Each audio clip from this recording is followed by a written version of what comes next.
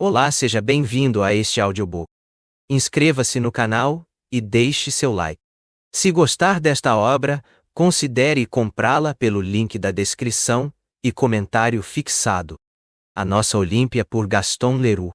Nunca antes, no terraço da Vieille d'Arcy, onde nossos lobos do mar tomavam o aperitivo todas as noites, jamais o haviam visto chegar Zinzin em semelhante estado.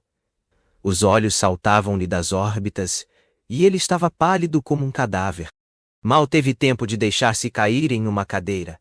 E todos se apressaram em volta dele. O que aconteceu, Zinzin? O que houve, meu pobre velho? Perguntou o comandante Michel. Zinzin fez sinal de que ainda não conseguia falar. Finalmente, passou a mão pela testa e disse: Acabo de sair da delegacia de polícia. Acaba de me acontecer uma história pavorosa. Conte-nos enquanto ela ainda está fresca. Isso vai nos distrair, disse Galbert. Oh! Ela não é de ontem, soltou Zinzin com um riso sinistro. E ainda te causa tanto impacto hoje? Eu lhes direi o porquê, daqui a pouco, replicou o outro cada vez mais lúgubre. É um caso no qual me envolvi ainda muito jovem e que por pouco não me calou para sempre, com um jardinzinho sobre a cabeça. Palavra de Zinzin! Se eu não estou agora comendo capim pela raiz, não é por culpa dessa maldita história de casamento, que fez um bocado de estardalhaço na época, já que foi parar até no tribunal do júri. Histórias de casamento? Soltou aquele patife do Chanlieu. Isso é o que não falta.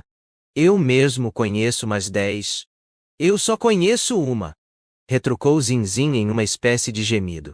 Mas posso lhes dizer, de antemão, que ela sozinha é mais pavorosa que as 10 de Chanlieu reunidas. Dito isso, ele suspirou novamente de forma medonha, acendeu o cachimbo e cuspiu. Nunca lhes contei nada, porque ela ultrapassa realmente tudo o que se pode imaginar. Mas hoje eu tenho que falar. Raios! Ah, raios! De maldição! Ora, o que foi? O que foi, Zinzin? Como é pavorosa essa história! Arquejou Zinzin. Vamos ver! Zombou Chanlieu. Zinzin lançou-lhe um olhar assassino. Posso lhes dizer que só estive apaixonado uma vez na vida, e foi dessa vez. Se isso nunca mais aconteceu desde então, é porque nunca mais encontrei uma moça como aquela. Ela se chamava Olímpia. E éramos pelo menos uma dúzia querendo casar com ela. Lá vêm as lorotas! Zombou Chanlieu. 12, eu disse. Vamos contá-los daqui a pouco. E olhe que falo apenas dos que se declararam. Pois não havia um homem na região que não a desejasse. Ela não era rica, mas era de boa família. Quanto à beleza, meus amigos!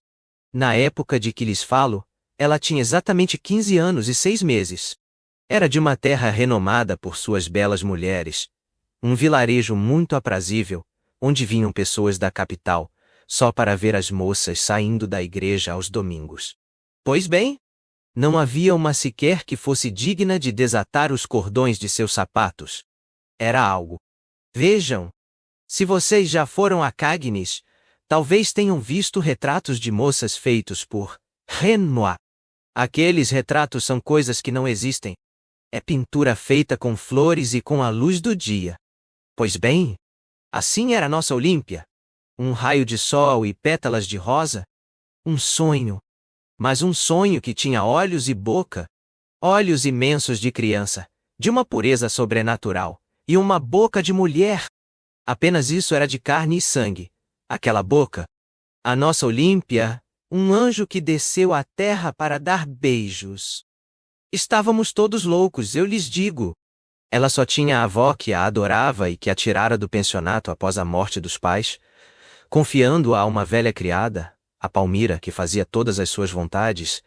Ela continuava muito criança, brincando frequentemente com os moleques do campo, voltando da floresta carregada de flores silvestres, com cestos cheios de morangos do mato, correndo como os cães de pastoreio atrás dos rebanhos quando os encontrava, e escandalizando, mais de uma vez, as beatas ao retornar, à noite, montada a cavalo, em um bode. Depois do jantar, Na bela estação, as velhinhas em seus bancos, diante de suas portas, esperavam-na para ouvir as histórias extraordinárias que ela inventava com uma imaginação inesgotável. A avó, que em seu tempo fora a bela Madame Gratian, morava em uma casa grande e antiga, na Praça da Abadia, com portões de ferro e um parque que dava, pelos fundos, para o campo. Ela recebia toda a fina sociedade dos arredores e mantinha relações com a cidade. As maneiras de sua netinha, que tanto a haviam divertido, começavam a fazê-la refletir. Ela achava Olímpia muito imatura para a sua idade. O que aconteceria quando ela não estivesse mais por aqui? Resolveu, de repente, casá-la o quanto antes. Já recebera algumas propostas. Quando se soube que ela não as rejeitava mais, surgiram de todos os lados. Aquela enxurrada de pretendentes foi um novo brinquedo para Olímpia. Enfim, em um domingo à tarde, no salão onde estávamos todos reunidos, a avó começou por fazer um breve discurso dirigido a Olímpia. A nossa Olímpia, como todos a chamávamos, à maneira da velha Palmira, que não jurava por mais ninguém. Ela lhe disse que se sentia muito cansada, muito exausta, e que gostaria de vê-la com a vida encaminhada antes de morrer. Com isso, Olímpia pôs-se a chorar. "Ah, mas eu ainda não morri!" exclamou a velha senhora. "Eu espero que sim, vovó", replicou Olímpia, secando as lágrimas. "Mas não é por isso que estou chorando. Se a senhora acha que é divertido casar." Então, todos caíram na risada. "Todos juramos que seu marido seria muito feliz em se deixar levar pelo bico." "Primeiro, não quero me separar da vovó", disse ela, "nem da Palmira. E também quero ficar na nossa casa antiga." "Combinado! Combinado!" respondemos todos em coro. "E agora", disse a boa Madame Gratian, "quem você escolhe?" "Ah, bom! Falaremos disso outra hora", disse Olímpia. "Que maneira é essa de casar as pessoas?" "Você não está falando sério, vovó? Faz 6 meses que você me diz que falaremos disso outra hora. Enfim, vamos lá. Estamos nos divertindo. E você sabe que sempre fiz o que você quis. Se tivesse que escolher entre estes cavalheiros que estão aqui, quem você levaria?" De repente, Olímpia ficou séria e nos olhou. Peço que acreditem que, apesar do nosso ar de quem levava a coisa como uma brincadeira, não estávamos nada tranquilos. Ela se levantou. Passou diante de cada um de nós, medindo-nos dos pés à cabeça, e com expressões tão curiosas que não podíamos deixar de ficar um pouco constrangidos. Eu poderia viver 1000 anos e ainda me lembraria sempre daquela cena. Que exame! Na verdade, mal conseguíamos respirar. Ela nos fez levantar, alinhou-nos em fila, posicionou-nos, mudou-nos de lugar, dando a este o número 1, e depois, após olhá-lo bem nos olhos, jogando-o para o número 3 ou 4. Enquanto isso, a avó nos encorajava. "Portem-se bem, cavalheiros. Portem-se bem. Sejam sérios." Quando se pensa que não havia ali apenas rapazes. Lembro-me da entrada do escrivão de registros, o Sr. Pacifer, que há 2 anos havia apresentado sua candidatura ao conhecimento de todos. Ele não sabia, naturalmente, do que se tratava. Ela foi buscá-lo na porta e o plantou, aturdido. No fim da fila, ele ficou com o último número. Imaginem se não caímos na risada! Mas ele, quando ficou a par, não riu, eu lhes garanto. Enfim, ela declarou: "Está feito. Se eu me casasse, escolheria primeiro o Sr. Delphine, depois o Sr. Hubert, depois o Sr. Sabin, depois o meu pequeno Zinzin. Como veem, eu tinha o número 4, depois o Sr. Jacobini. Enfim, ela nomeou todos os 12. Aliás, vou contar. Digamos então. Primeiro, Sr. Delphine, um rapaz muito gentil de grande futuro, filho do farmacêutico, licenciado em ciências, que estudava para o doutorado em química e de quem se falava muito bem na faculdade. Segundo, Sr. Hubert, ainda jovem, por volta dos 35 anos, guarda florestal-chefe. Terceiro, Dr. Félix Sabin, recém-formado e alegre como um passarinho, creio que se estabelecera na região com o intuito de fazer política. Quarto, este seu criado que havia começado a navegar, mas que teria renunciado a tudo para ficar com Olim.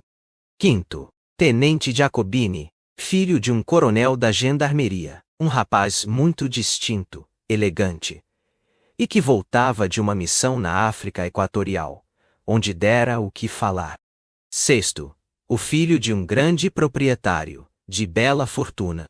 Sétimo, um jovem advogado. Oitavo, um filho de oficial de justiça. Nono, um velho tabelião. Décimo, um caixeiro viajante. 11º, o promotor substituto. 12º, o senhor Pacifer, o escrivão de registros. Sim, é isso mesmo, 12. Éramos apenas 12 naquele dia. 6 meses depois, a nossa Olímpia casava-se com o número 1, o jovem Delfim. Estávamos todos no casamento, mas nem todos nos divertíamos. Ah, isso não! Posso lhes garantir. Eu bem que tentava me conformar, mas não sei o que eu teria dado para estar no lugar de Delfim. No entanto, no ano seguinte, eu já não o invejava. Ele estava morto.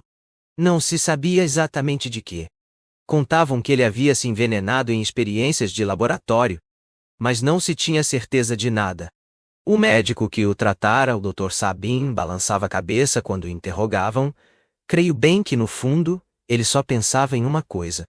É que, com isso, ele passava para o número 2, e que, se um dia acontecesse algum acidente com o guarda florestal-chefe que o precedia, ele poderia ainda ter esperanças em sua sorte. Pois o que parecia impossível, desde o seu casamento, Olímpia tornara-se ainda mais bonita agora. Quando ela passava com seus véus de luto, era de se cair de joelhos diante dela. Ela não chorou por muito tempo pelo seu primeiro marido. Se dessemos crédito às confidências à meia voz de Palmira, o Sr. Delfim não era de uma alegria contagiante, e para uma recém-casada, passava tempo demais em seu laboratório. Não é, minha pequena? Uma jovem como a senhora, que ele deixava dias inteiros para procurar não se sabe o que no fundo de seus alambiques. A vez do Sr. Hubert, o guarda florestal-chefe, devia fatalmente chegar. Não demorou muito, e ele mesmo tratou de apressar as coisas, prometendo a Olímpia todas as diversões que lhe haviam faltado durante seu primeiro casamento. Era um sujeito vigoroso, esse Hubert. Grande comedor, bom bebedor e caçador, como convém a um homem de sua posição, e que carrega tal nome. Houve belas festas na casa de Olímpia, grandes festanças. Ela começara a montar a cavalo, e não havia amazona mais orgulhosa em 10 léguas à redonda. Era preciso ver como ela caçava o cervo e o javali. Nada lhe metia medo. Tínhamos dificuldade em segui-la, e, ao retornar, ela presidia os banquetes com um entusiasmo que nos deixava a todos febris. Nós a cortejávamos mais do que nunca, mas ela geralmente zombava de nós, reservando seus mais belos sorrisos para o mais alegre do grupo. O Dr. Sabin. É o que lhe cabe, declarava ela rindo. Afinal, ele é o número 3, a cada um a sua vez. Ora essa! Intervinha Hubert. Eu nunca gozei de tanta saúde. E sou eu quem cuida dele. Retrucava o doutor. É o único que não me é permitido matar. Agradeça a providência, Hubert, que me proíbe de escolher as minhas vítimas. Tudo aquilo era muito divertido, mas, por minha conta, eu achava que o Dr. Sabin aproveitava-se demais de sua situação excepcional na casa para tomar liberdades com Olímpia. Eram vistos frequentemente passeando sozinhos pelo parque, ou até fazendo uma pequena caminhada na floresta quando Hubert, chamado pelos deveres de seu cargo, ou por alguma folgança cinegética, que aqueles cavalheiros se ofereciam, entre rapazes, em alguma cidade vizinha, abandonava a nossa Olímpia. No vilarejo, não se falava de outra coisa senão dela. Ela escandalizava cada vez mais as frequentadoras do chás das 5, na casa da senhora Tabural, a mulher do prefeito. Ou na da senhora Blanc Mougin, a esposa do oficial de justiça, cujo filho só obtivera o número 8 na classificação geral. Fato pelo qual a senhora Blancmorgan não parava de se congratular. Na verdade, desde a morte da velha Madame Gratian, ocorrida nesse meio tempo, Olímpia quase não impunha limites aos seus caprichos, e, sobretudo, assustava muita gente com a liberdade de suas palavras. Hubert não fazia questão de contrariá-la. Sentia-se divertido e lisonjeado ao ver tantos desejos despertados por aqueles belos olhos azuis, sempre tão cândidos, e por aquela boca radiante que sempre parecia pedir um beijo. Hubert era um bom vivante, mas não era um verdadeiro apaixonado. Que nada, minha filha, sussurrava a Palmira aos que tinham interesse em saber o que se passava no lar. Ele gosta mais da mesa do que da cama, com certeza. Se a patroa não fosse tão honesta, isso poderia lhe pregar uma peça bem ruim. E dizendo isso, ela balançava a cabeça enquanto observava o retorno de Olímpia e do Dr. Sabin, o qual, naquele momento, ensinava a Sra. Hubert a dirigir o automóvel com o qual ele fazia suas visitas. Com isso, começaram a fofocar para valer, quando uma nova desgraça veio atingir a casa da Praça da Abadia. Hubert havia transformado em uma espécie de pavilhão de caça o antigo laboratório que o químico Delphin instalara em um prédio isolado nos fundos do parque. Ele reunira ali todo o seu arsenal, seus fuzis, suas facas, suas carabinas, suas pistolas, e instalara lá o seu depósito de munição. Dir-se-ia uma verdadeira armaria. Se as paredes não estivessem decoradas com os troféus comuns a um discípulo do santo cujo nome ele carregava. Era, aliás, uma construçãozinha muito agradável aos olhos, toda coberta de plantas e flores trepadeiras, de onde se tinha vista para os campos. E onde, mais de uma vez, na estação favorável, para poder rir mais livremente com seus camaradas ou com sua esposa, longe dos ouvidos dos criados, ele mandava a Palmira trazer o almoço já servido. Foi ali que Hubert foi encontrado, em uma tarde de agosto, por volta das 2 horas, com uma pistola ainda na mão, e o coração perfurado por uma bala. Suicídio ou acidente? Alguns chegaram a pronunciar a palavra crime, mas tão baixo que não foram ouvidos. Imaginem o alvoroço que se formou em torno do caso. Um inquérito foi aberto. O promotor substituto, que tinha o número 11, o dirigiu. Foi o Dr. Sabin, que tinha o número 3, quem foi chamado para fazer as primeiras constatações antes da perícia médica. Ele concluiu que fora um acidente e o inquérito hesitou por muito tempo entre acidente e suicídio. Finalmente, concluiu também por acidente. Que nada, minha pequena! Suspirava a Palmira quando a pressionavam um pouco para saber o que a patroa tinha dito. O que querem que a nossa Olímpia diga? Ela não sabe de nadinha, com certeza.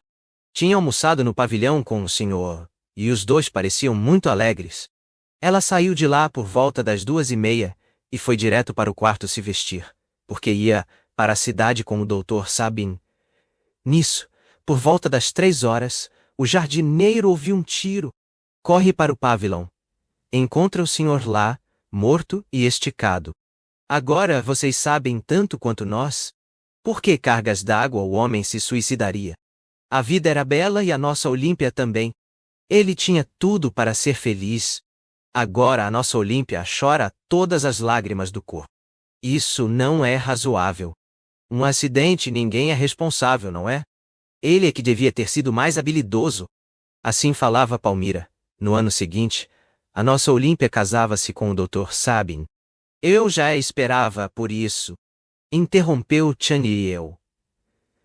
Se o teu anjo de olhos azuis e boca de perdição vai se oferecer, um por um, aos seus 12 cavalheiros, não vamos terminar nunca, e já te aviso que isso não tem graça nenhuma. Eu não lhes prometi uma história engraçada. Eu disse que me aconteceu uma história pavorosa. Olímpia não se ofereceu aos 12, pois eu era um deles, e ainda estou vivo. E eu tinha o número 4. De qualquer forma, perdoou o Chaniel, porque o que ele disse era o que já começavam a repetir em toda a região. Todos eles vão passar por isso. Ela é bem capaz de fazer todos passarem por isso. E por que não? Se isso faz o gosto da nossa Olímpia? Replicava a Palmira quando flagrava algum comentário desse tipo. E acrescentava, coçando o seu queixo de tamanco: ela estaria muito errada em se privar pelo pouco que valem os homens. Era terrível o que ela dizia ali, em sua inconsciência bruta, pronta para servir, se necessário, a todos os desígnios de sua patroa. Com certeza, o Dr. Sabin era corajoso por entrar naquela casa que a desgraça parecia espreitar, ao que alguma boa velhinha, daquelas que são particularmente habilidosas em enfiar suas pequenas malícias entre uma careta e um sorriso, retrucava: oh, com esse aí não vai acontecer nada. Ele sabe muito bem o que está fazendo.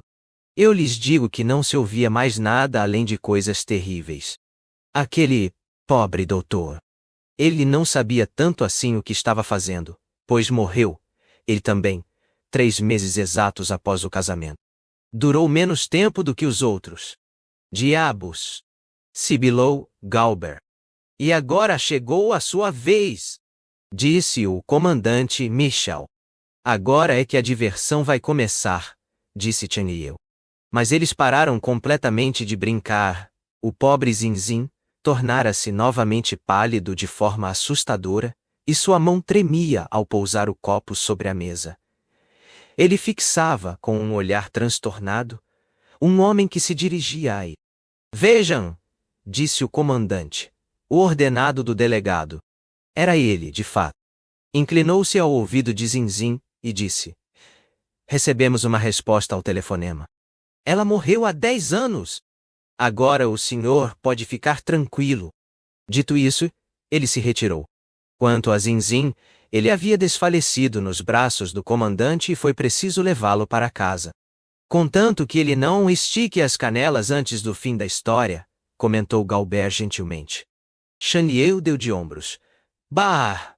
Ele está fazendo cena! Ainda assim, só viemos a saber a continuação 8 dias depois. Zinzin parecia ter se conformado, mas certamente estivera bem doente. Desta vez, nós o ouvimos sem interrompê-lo. Chegara então minha vez, a vez do número 4. Eu ainda não sabia de nada. Navegava pelo Báltico quando o evento ocorreu. Só soube ao retornar à terra, ao me jogar no trem que me levava de volta ao vilarejo, e da boca do próprio tenente Jacobini, que tinha o número 5 e também regressava para casa após uma longa estada na Cochinchina. Nossa viagem não foi alegre, confessarei de imediato. Apesar da certeza que eu tinha de poder, doravante, casar-me com Olímpia, e apesar da esperança que o tenente Jacobini podia nutrir, de seu lado, de consolar em breve a minha viúva, essa dupla perspectiva não nos preenchia de alegria. A casa da Praça da Abadia nos aparecia agora menos como um lugar de deleites do que como um túmulo. A primeira coisa que perguntei naturalmente a Jacobini, quando ele me deu a notícia sinistra, foi se ele poderia me dar alguns detalhes sobre esse fim repentino. Como o Dr. Sabin morrera, ele me respondeu com um ar bastante lúgubre que não sabia de absolutamente nada, que ninguém sabia de nada, mas que desejava tanto quanto qualquer um, se não mais, esclarecer esse assunto, e que era essa a razão pela qual ele havia apressado o seu retorno. E você? Perguntou-me ele. Oh! Eu, respondi. O senhor compreende que me mostrarei ao menos tão curioso quanto o senhor. Sim, respondeu-me ele, sem a menor ironia. Eu compreendo. É mais urgente. Mas, afinal, eu disse, certamente deram um nome a essa morte? Não mais do que na morte do primeiro marido da nossa Olímpia. Sobre Delfim, contou-se vagamente que ele morrera envenenado por experiências de laboratório. Isso nunca foi provado. No que diz respeito ao Dr. Sabin, não poderia ser o caso. Todas essas mortes, no entanto, acabam parecendo bem estranhas. Diga-me, Jacobini, as autoridades não se manifestaram? Sim. O nosso promotor substituto, o nosso número 11, ordenou um inquérito. Devo dizer, aliás, que a nossa Olímpia foi a primeira a pedi-lo. Houve autópsia. E então? Nada. Mas esse nada não prova nada, acrescentou ele em um tom que me impressionou. O que quer dizer com isso? Você tem alguma suspeita? Em casos assim, replicou Jacobini, não é permitido ter suspeitas. É preciso ter certezas, ou calar-se, e ele se calou. Mas tudo isso não servia em nada para acalmar a minha inquietude. Mas, afinal, ele morreu na cama? Estava doente? Não. Ele foi encontrado por volta das 5 horas da tarde em seu quarto, estendido no chão ao lado de uma mesa e de uma cadeira derrubadas, com a boca ainda espumando e o rosto desfigurado como por uma visão de horror. Ficou provado que ele estivera sozinho naquele cômodo desde as 3 horas e que o casarão, naquela tarde, estava completamente deserto, pois os criados haviam ido a uma feira nas proximidades. E a senhora Sabin? Ela tinha almoçado com ele no pequeno pavilhão nos fundos do parque, e lá permanecera após o almoço, fazendo renda com a Palmira. Mas, afinal, a que conclusão chegaram? A um ataque de epilepsia. O Dr. Sabin teria caído devido ao mal caduco. Ele sofria disso? Não, mas parece que isso nem sempre é regra. Diante disso, mantivemos um longo silêncio. Depois, soltei um suspiro. É preciso ter sincera pena de Olímpia. Eu disse. Sem isso. Mas isso seria pavoroso demais. Sim, disse ele após refletir. Você tem razão. Seria pavoroso demais. É preciso ter pena dela. Além do mais, a Palmira conta que ela está completamente desolada. Não é mais vista. Não dorme mais. Quer se fechar em um convento. Sempre de acordo com as notícias que recebi de lá, é natural que, após essas 3 primeiras experiências, ela esteja farta do casamento e eu parabenizo por isso. Terminou ele, dando uma risadinha sarcástica, bastante singular. Ele acrescentou logo em seguida, pois era um rapaz que recebera a melhor educação. Não o magoei, espero. 1 hora depois, havíamos chegado. Não tínhamos avisado a ninguém. Já era tarde da noite. Havíamos decidido ir diretamente para o Hotel de Bourgogne. Fiquei muito surpreso ao encontrar no cais da estação aquele filho do solicitador, que, ele também, havia apresentado sua candidatura e obtido o número 8. Lembro-me agora do seu nome. Chamava-se Juste. Nada se podia dizer dele, exceto que era um sujeito perfeitamente honrado e que o Dr. Sabin o tratara várias vezes de reumatismo articular. Eu sabia que você tinha desembarcado, disse-me ele, e que chegaria por este trem. Onde vão se hospedar? No Hotel de Bourgogne, com o tenente Jacobini. Juste estava tão ocupado comigo que não havia percebido meu companheiro. Apertou-lhe a mão. Eu os acompanho, disse ele. Eu estava cada vez mais intrigado. No hotel, ele me seguiu até o quarto e me entregou um envelope, do qual me pediu um recibo. É um envelope que foi confiado à minha honra com a missão de entregá-lo em mãos. Examinei rapidamente o envelope lacrado e reconheci imediatamente a caligrafia. Havia sido escrito o meu nome com esta menção: para ser entregue após a minha morte. O Dr. Sabin, disse eu num sopro. Sim, respondeu o outro, cumpri minha missão. Só devo satisfações a ele. No entanto, como não sei o que há nesta carta, e sequer suspeito do que possa resultar dela, desejo um recibo para me resguardar. Dei-lhe o recibo. Ao lhe entregar esta carta, perguntei: o Dr. Sabin não lhe fez nenhuma comunicação especial? Nenhuma, replicou ele. Não me disse nada.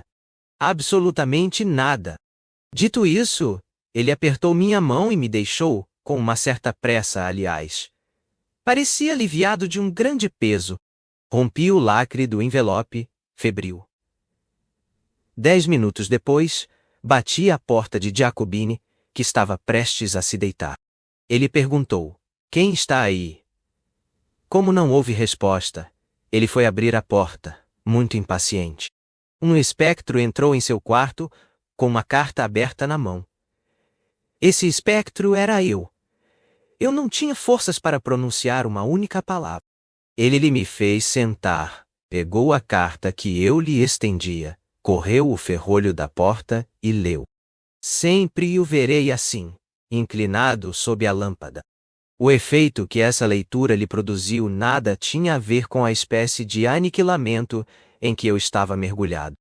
Ao contrário, nele, tudo parecia se retesar, enquanto em mim houvera uma perfeita decomposição da vontade. Sua testa tornava-se mais proeminente, suas sobrancelhas mais salientes, seu queixo mais decidido, uma chama ameaçadora, como o reflexo gelado de uma espada. Acompanhava o olhar que ele lançava sobre aquele documento fatal, onde tremera a mão de um homem que se sabia condenado à morte. Eis o que dizia o Dr. Sabin. A carta está há muito tempo nos arquivos do Ministério Público de Deis. Mas aqui está a cópia. Meu caro Zinzin, antes de te casares com Olímpia, quis que leres isto. É um homem que vai morrer quem te escreve. Repasso por todas as dores do inferno. Fui atrozmente envenenado. Ninguém sabe de nada, exceto a culpada. Ou as culpadas. E eu. Não deixei escapar queixa alguma, pois tenho apenas o que mereço. Graças a potentes anestésicos, consegui, por instantes, suportar o mal que me corrói e mostrar a alguns um semblante humano. Assim pude encontrar nosso amigo Juste, a quem nada disse, a quem nada dirás, a menos que ele também queira ainda se casar com Olímpia. Nesse caso, tu lhe mostrarás esta carta, mas espero que tudo pare por aqui, e que, após a minha morte, não se encontre mais ninguém para tomar o meu lugar, o nosso lugar. O lugar dos 3 homens que cruzaram o limiar desta casa, cheios de saúde e de vida, e que terão desaparecido levando consigo a origem de sua tripla desgraça. Tanto quanto possível, nada de escândalo em torno de Olímpia. Talvez eu ainda a ame, nada de escândalo, a menos que seja absolutamente necessário. E além disso, não tenho certeza absoluta de nada. Em casos assim, é preciso a confissão da culpada, e eu não a tenho. Enfim, eu poderia talvez acusá-la, com todas as tristes chances, ai de mim, de não estar enganado, mas eu não tenho esse direito. E vou te dizer o porquê. Tu sabes que, após a morte de seu segundo marido, concluí que Hubert havia morrido por acidente. Hesitava-se entre o acidente e o suicídio. Hubert não morreu de acidente. Hubert não se suicidou. Hubert morreu assassinado. E eu soube disso imediatamente, ao primeiro olhar sobre o cadáver, e sobre a posição que a pistola ocupava na mão. A arma havia sido colocada na mão após a morte. Não entrarei em detalhes. Eu poderia ter demonstrado isso de maneira peremptória. Fui chamado para junto de Hubert logo após o drama, como se chama em tal ocorrência o homem da ciência que, sozinho, poderia talvez ainda realizar um milagre. Mas tudo estava acabado. Havia junto ao cadáver uma mulher em lágrimas. Antes de olhar para a mulher, eu vira a pistola e já estava convencido. Então, olhei para a mulher. Tu, talvez tenhas suspeitado dos laços sentimentais que já nos uniam. Olímpia, aliás, mal se escondia disso, e eu lhe fizera mais de uma observação a esse respeito. Acreditei ver seus olhos vacilarem, fugirem dos meus, após me terem deixado a impressão de uma ardente e muda súplica. Ainda hoje, estou convencido de que não me enganei. Estremeço de horror. Essa mulher matara Hubert, para ser minha. Era pavoroso, mas eu a adorava. Não apenas não a denunciei, mas, sem que ela percebesse e por piedade dela, fiz deslizar a pistola para o lugar normal que deveria ter ocupado. Facilitei de antemão o trabalho dos peritos. Estás vendo, meu pequeno Zinzin, não te escondo nada. Compreendes agora por que não tenho o direito de acusar essa mulher? Minha covardia me fez seu cúmplice. Creio que nos amamos como condenados que buscam, no ardor do amor, o esquecimento de todos os paraísos perdidos. Entre nós nunca se falava de Hubert, tampouco, aliás, de Delphine. Dir-se-ia que Olímpia jamais conhecera esses 2 homens.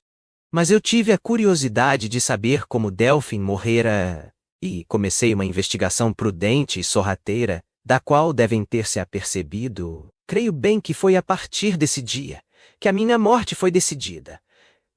Certas declarações contraditórias de Palmira a respeito das experiências de Delfim e das condições bastante misteriosas de seu fim me conduziram por um caminho ao fim do qual encontrei a quase certeza do envenenamento de Delfim por sua mulher. Com a cumplicidade de Palmira, eu ainda nada dissera a Olímpia, que não parecia suspeitar de nada. Eu me empenhava em ocultar, tanto quanto possível, o que eu ainda não queria considerar, senão como terríveis suspeitas. Mas um dia, senti-me atingido. Uma febre intensa, um mal-estar desconhecido, dores surdas me advertiram de que, eu também, acabara de ser envenenado. Não disse nada ainda, pois eu queria saber. Saber, e acreditei fazer o necessário para me libertar a tempo da droga que já me corroía nas próprias fontes da vida e que não me largou mais. Como faziam isso? Para ter certeza de que era ela, eu só aceitava beber de sua mão. E bebíamos no mesmo copo. Sim, mas não comíamos no mesmo prato. Ah! Que horror! Eis onde estou hoje, enquanto te escrevo esta carta pavorosa. Acabo de sair de uma crise que ainda escondi dela? Será que ela ignora? Será que se alegra com isso? Senhor Deus! Meu rosto mudou tanto nestas últimas semanas, e várias vezes eu a afastei de meus braços. E ela parece não notar nada. Ah! O monstro! Os dois monstros! Pois acabo de perceber a Palmira me espreitando, e eu as encontro juntas com frequência excessiva. Mesmo assim, Olímpia me disse. É engraçado como os homens mudam após algumas semanas de casamento. Depois de algum tempo, não os reconhecemos mais. Eles não são mais interessantes. Meu pequeno Zinzin. Tu receberás a carta, e eu vou falar com ela. Não lhe direi nada que ela já não saiba, aliás. Ela deve suspeitar agora que eu já não ignoro por qual mão morreram seus dois primeiros maridos. Mas é preciso que eu lhe diga também que sei que ela está assassinando o terceiro, e que será preciso que ela pare por aqui, de agora em diante. Ah! Nossa Olímpia! Nossa Olímpia! Se tu soubesses, Zinzin, tu me compreenderias e me perdoarias. E depois, afinal, ela talvez não seja culpada, essa mulher. Talvez seja a Palmira que faz tudo sozinha. Ah, meu Deus! Se isso pudesse ser verdade, eis uma ideia que me vem muito tarde. Muito tarde. Pensa nisso, Zinzin. Eu já não posso pensar em nada. Já não raciocino. Já não existo. Sofro demais. Ah! No entanto, eu não queria morrer antes de saber. Se ela pudesse me dizer que foi a Palmira que fez tudo, sozinha, eu ainda a amo, Zinzin. Após essa última linha, que se tinha dificuldade em ler de tão truncados e desordenados que estavam os caracteres, vinha uma assinatura, onde pareciam ter se esgotado as forças supremas de um ser, do qual a vida escapa. Não fora, entretanto, naquele dia que o Dr. Sabin morrera. Sem dúvida, por alguma medicação curiosa, ele conseguira suspender o destino. Sabemos que foi apenas após o almoço do dia seguinte que o infeliz fora morrer em seu quarto solitário. Esta cópia que acabo de ler para os senhores, continuou Zinzin. Eu a escrevi na mesma noite em que o original me foi entregue. O tenente Jacobini exigiu esse original. Ele tinha o direito. Ele lhe tomava o meu lugar, que eu lhe deixava não sem antes ter dito tudo o que eu podia dizer. Tudo o que os senhores mesmos teriam dito naquela horrível circunstância. Mas percebi imediatamente que não havia nada a fazer e que sua decisão estava tomada. Certamente não era mais questão do nosso amor por Olímpia. Ele acabara de fazer um voto. O de fazê-la confessar, fazê-la berrar o seu crime. E então, veríamos. Ele não me dizia o que veríamos, Mas estávamos suficientemente informados sobre o que estava por vir apenas ao encontrar o seu olhar, que ardia com um fogo terrível. O Dr. Sabin, disse-me ele, teve apenas o que merecia e não sinto pena dele. Mas esse pobre Hubert, que era meu camarada, e Delphine, a quem sempre amei como a um irmão mais novo, e que talvez tenha morrido por minha culpa. Minha Jacobine! Eu me encarrego de vingá-los. Para isso, estava decidido a se casar com Olímpia. E se ela não quiser mais se casar? Perguntei-lhe. Ele deu uma risadinha medonha. Uma mulher como ela não recusa um homem como eu. Ele tinha razão. Olímpia casou-se com o número 5. Fui o primeiro padrinho de Jacobine. Ele fazia questão disso. Durante a cerimônia eu o observava, de pé ao pé do altar, de braços cruzados, ao lado de sua esposa ajoelhada. Ele já parecia a estátua da vingança. Olímpia não era mais a nossa Olímpia. Sua beleza tinha agora algo de fúnebre, e parecia já vergar sob a mão da morte, como essas figuras de mármore que vemos rezar sobre os túmulos. Pensei, naquele dia, estar vendo-a pela última vez, pois no dia seguinte eu voltaria para o mar. Em cada escala, eu me lançava sobre os jornais, abria febrilmente meus telegramas, rompia em prantos o lacre de minhas cartas. Nada chegava até mim sobre a tragédia hedionda que devia estar se desenrolando lá, durante a minha ausência. Quando, 3 meses depois, voltei à minha terra, minha primeira pergunta: os senhores a adivinham? Não mudou nada por aqui? Ora, não. E o casal Jacobine? Bem, vai bem o casal Jacobini. No dia seguinte, Jacobine veio me encontrar.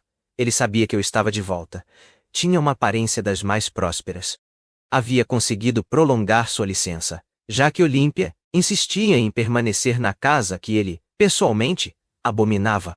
No fundo, eu não poderia lhe tirar a razão, explicava ele.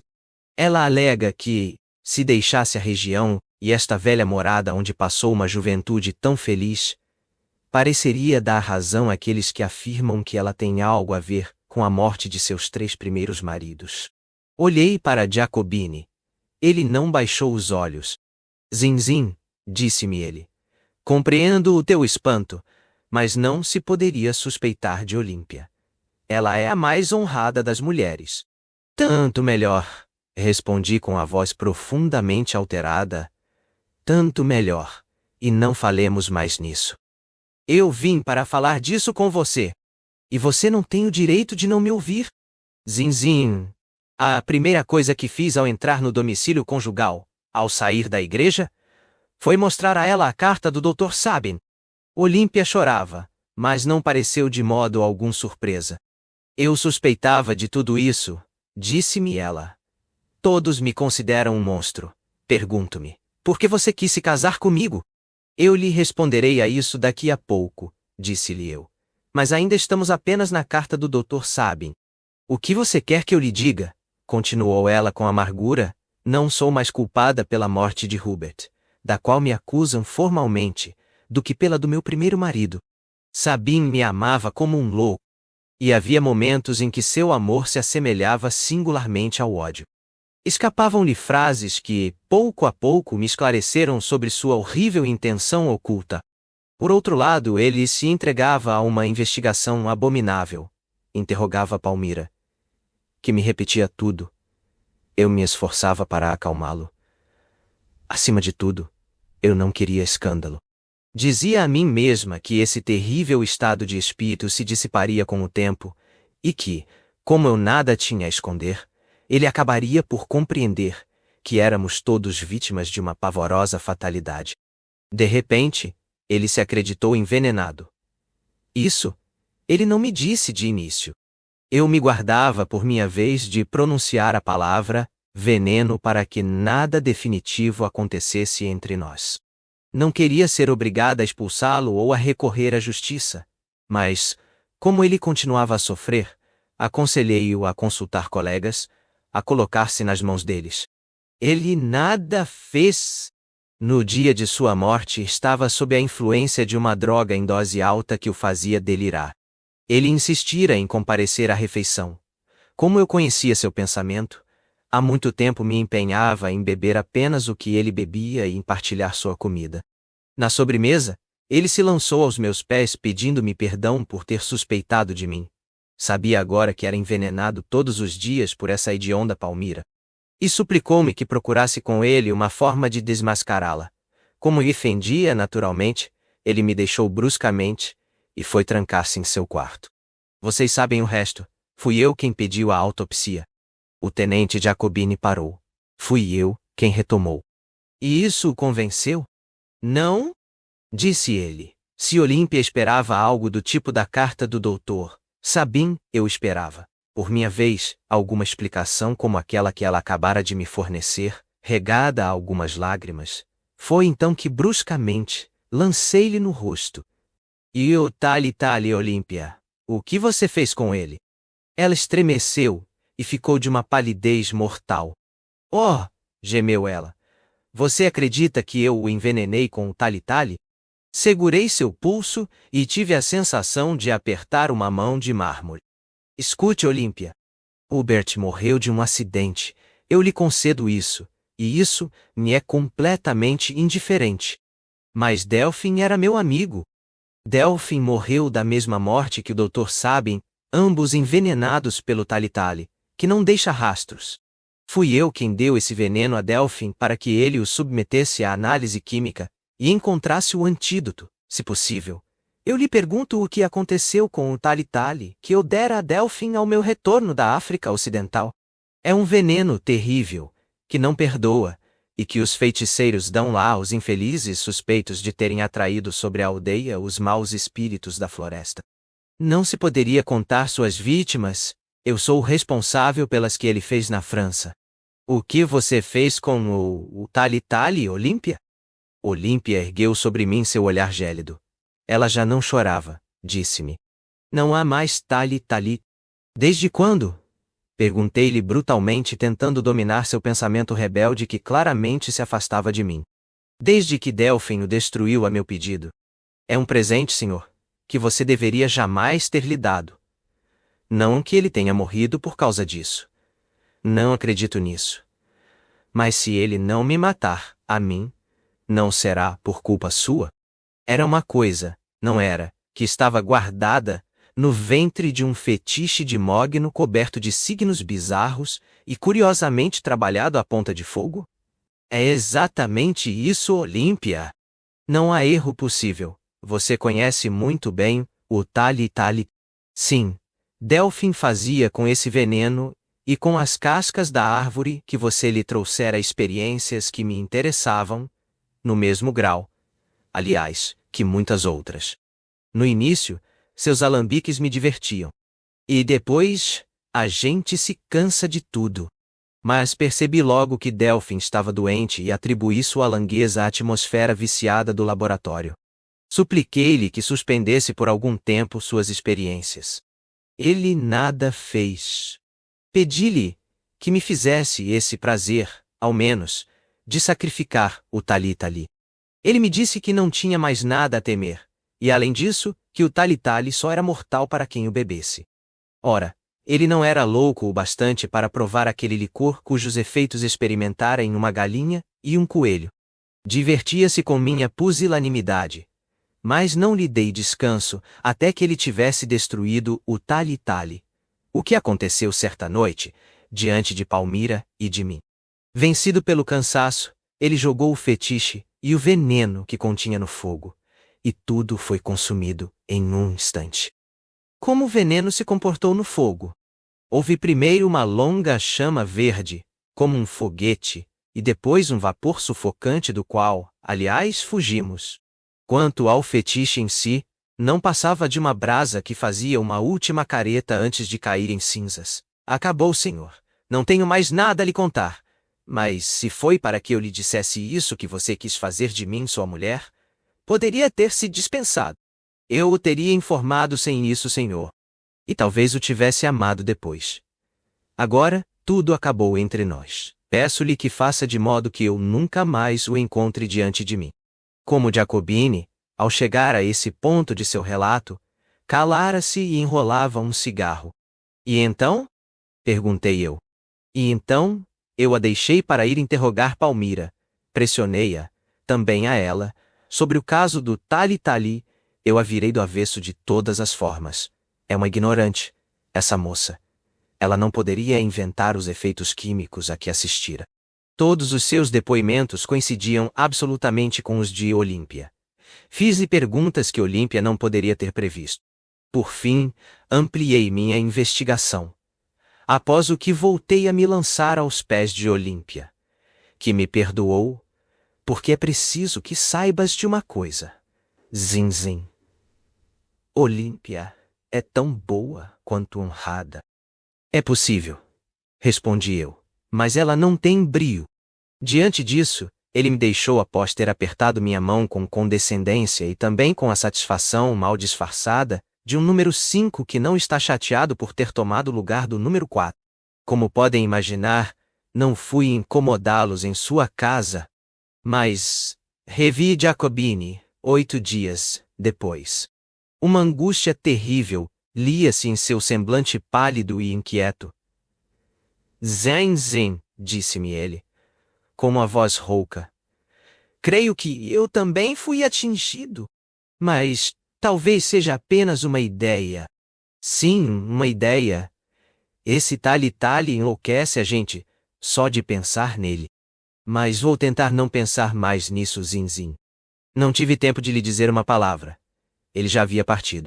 E eis o drama pavoroso que aconteceu no dia seguinte, tal como a investigação judicial o reconstituiu com a ajuda, aliás, de Jacobini moribundo e dos últimos depoimentos de Palmira.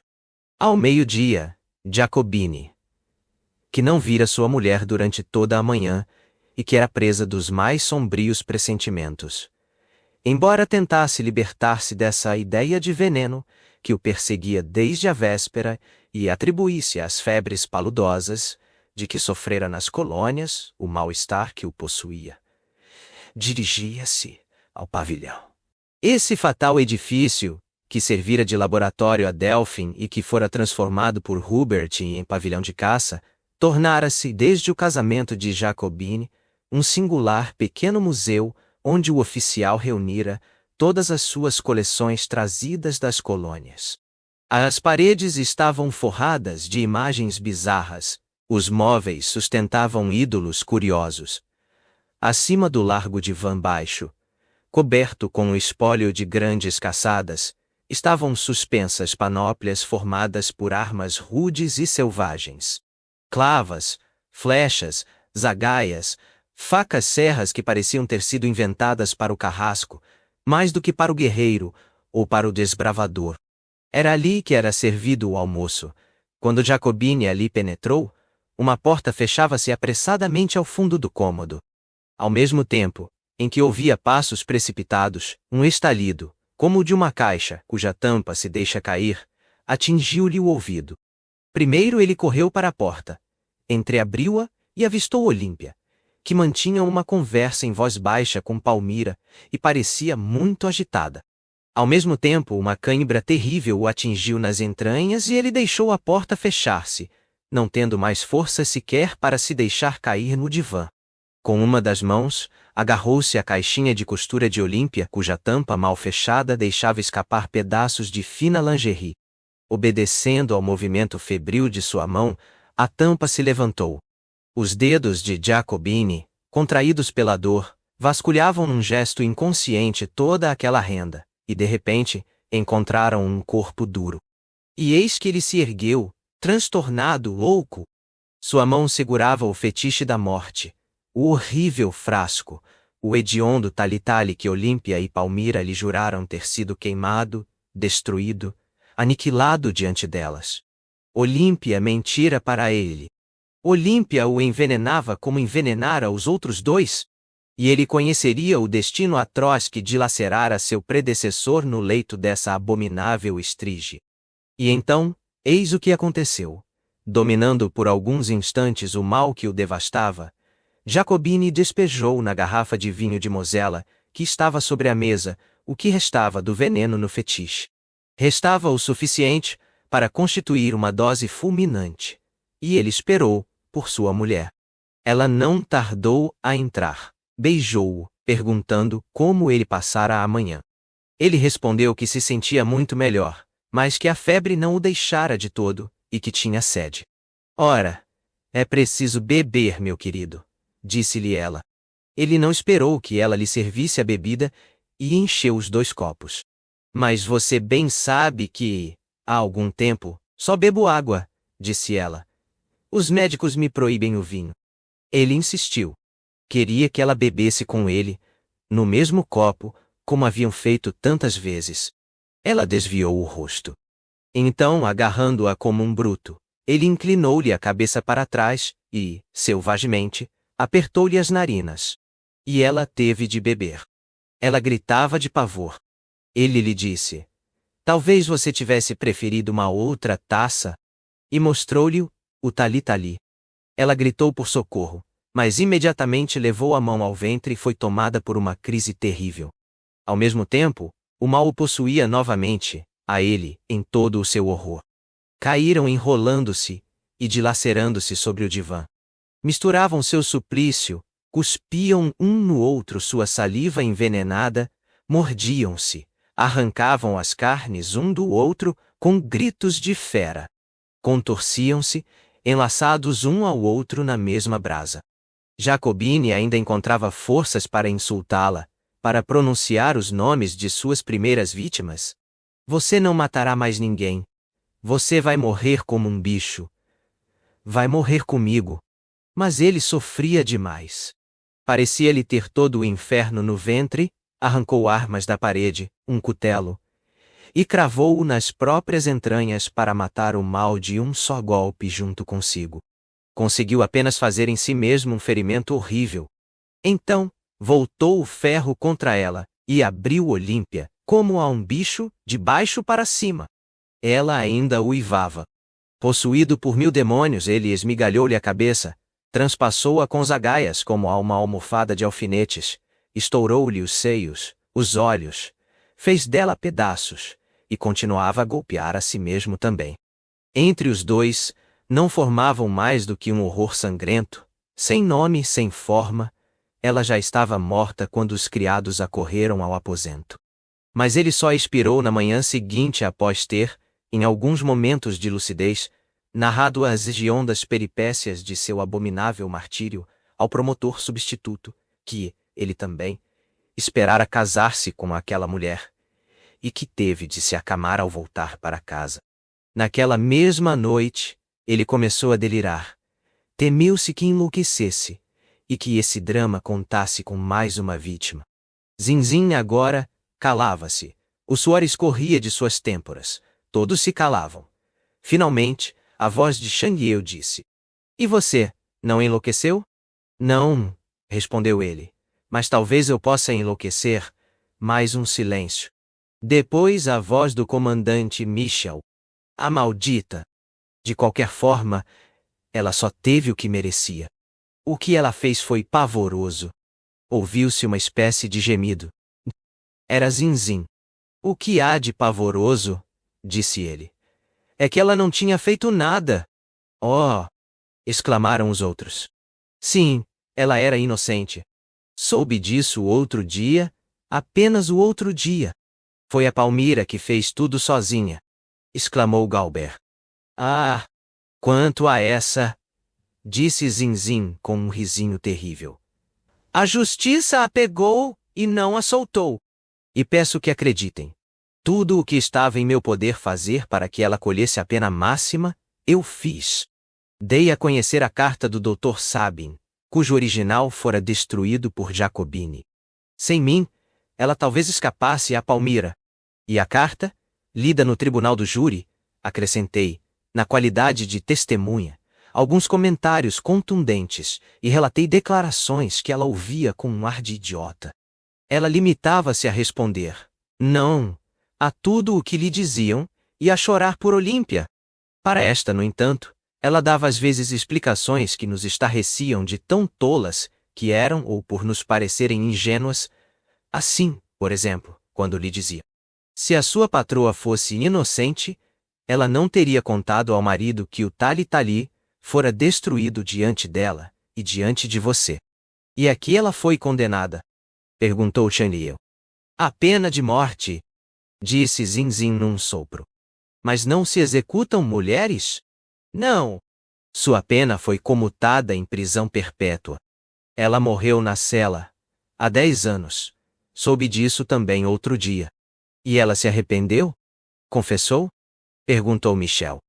Não, disse Zinzin, olhando-nos como um demente. Ela não tinha nada a confessar. Ela também era inocente. Santo Deus!